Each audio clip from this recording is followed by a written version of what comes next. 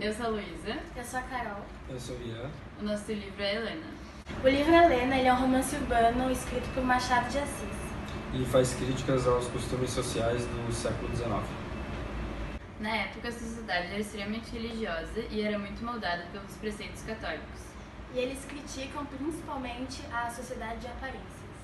O livro foi publicado em 1876 e faz parte da primeira fase do romantismo. Ele era em formato de folhetim, que eram como são os jornais e revistas. A história se passa no Rio de Janeiro e o narrador é na terceira pessoa e onisciente, ou seja, ele opina e vai narrando a história. O narrador onisciente, durante a narrativa, caracteriza fortemente as personagens femininas por conta da sociedade de aparências, na qual Machado ironizava.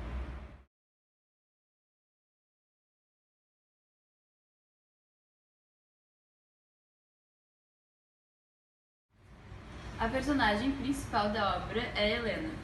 Helena era muito sensível e inteligente. Ela que armou para que Eugênia se casasse com seu irmão postiço, mesmo sendo apaixonada por ele. A Helena tinha em média 16 anos. O pai postiço de Helena, que também era pai de Estácio, chamado Conselheiro Vale, traiu a mulher diversas vezes e acabou morrendo logo ao início da obra. O Estácio tinha 27 anos e ele era o irmão da Helena. Logo quando ela chegou na família, ninguém conhecia ela, então ela foi meio que rejeitada. Mas depois de um tempo, o Estácio e a Helena criaram um laço muito forte, porque eles andavam sempre de cavalo juntos, e esse laço ocasionou na paixão que eles tiveram, e os dois se apaixonaram. O Estácio ele era totalmente de uma família conservadora e teve um ensino de todos os garotos que tiveram na época. E essa rejeição também, não só com o Estácio no começo, como também com Dona Úrsula, que era a irmã do Conselheiro Vale. Ela no começo, como ela que criava os filhos depois de sua morte, ela rejeitou a Helena no começo, só que depois de um tempo elas criaram um laço e depois Dona Úrsula via a Helena como sua filha. Dona Úrsula tinha por volta de 50 anos e era solteira. O nome verdadeiro do pai da Helena era Salvador. E o nome de sua mãe verdadeira era Ângela. Mendonça era um grande amigo de Estácio, que logo quando voltou de viagem se apaixonou por Helena e queria muito pedir a sua mão. Porém, como Estácio já estava criando um grande sentimento por ela, ele negou que Mendonça pedisse a mão dela, porque ele achava que ele não tinha dinheiro igual ela tinha e começava a colocar ele para baixo para ele ver que realmente ele não valeria a pena para ela. E é isso que ele não ligava, ele queria casar com ela porque ele realmente gostava dela.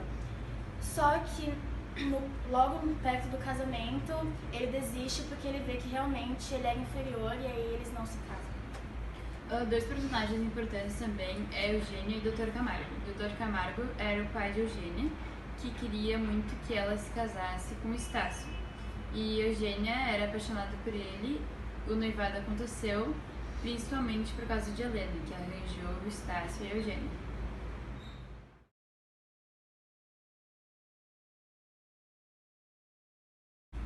Apesar de Estácio e Helena estarem apaixonados, era um amor proibido, por serem irmãos, típico do romantismo. O narrador ele caracteriza muito a Helena, tanto a sua perspectiva como o que levou ela a ter a atitude de se apaixonar pelo irmão postiço e acabar depois arranjando ele um casamento com outra mulher, mesmo sendo totalmente apaixonada por ele.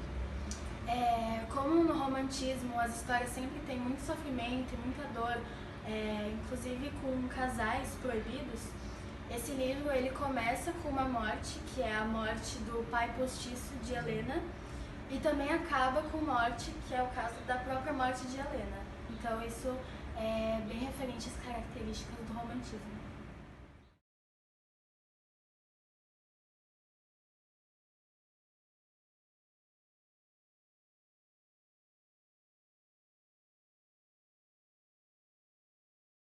Encontramos 13 poemas que falam sobre a sociedade de aparência e cada um de nós é um. O primeiro é: vivemos em plena cultura de aparência. O contraste de casamento importa mais do que o amor, o funeral mais do que o morto, as roupas mais do que o corpo e a missa mais do que Deus. Viver de aparências é uma grande armadilha. Falsos amigos, falsos amores, falsas expectativas. Construa sua vida baseando-se na verdade. Viver de aparência é morrer daquilo que não se parece.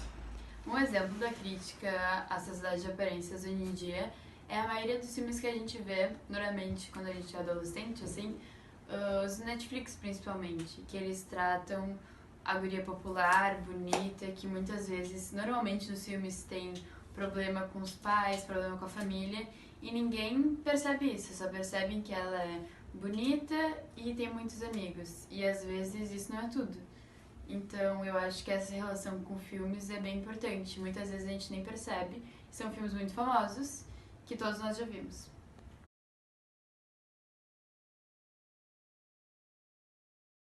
Vai. O que tu acha sobre sociedade de aparências? Eu acho que por uma pressão da sociedade as pessoas acabam se culpando, acabam tentando se encaixar nos padrões da sociedade e tentando transparecer o máximo de felicidade para que sejam aceitas em um grupo ou em determinado lugar.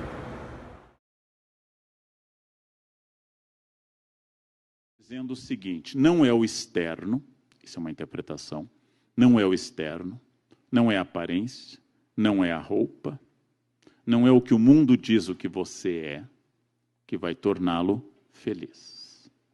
É aquilo que você constrói mentalmente. Você está isolado numa casca de nós, que é a sua consciência. Você pode ter compaixão, em latim compassio, sentir junto. Mas a dor do outro é sempre a dor do outro. Você vai ser devastado pela morte de um parente, de um amigo, de um ente amado. Você vai ser devastado, mas você vai sobreviver. Porque você é você e ele é ele. Aquilo que diz Montaigne para definir a amizade que ele tinha por Etienne de la Boétie, que é um dos mais belos textos sobre amizade, que eu transformei também num artigo e num café filosófico, porque você era amigo.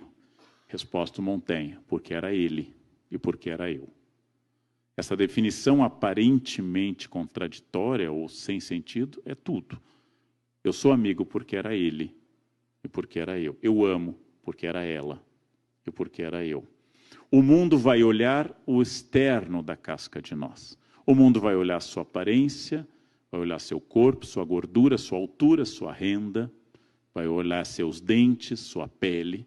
O mundo vai olhar a casca da nós.